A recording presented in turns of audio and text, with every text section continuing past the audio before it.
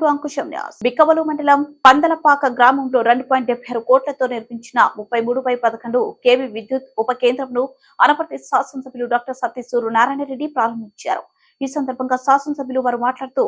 పందలపాక, తొస్సిపుడి, కొమరిపాలెం, కొంకుదూరు, అరికెరేవుల తదితర గ్రామాలలో ఎన్నో సంవత్సరాల నుండి ఎదుర్కొంటున్న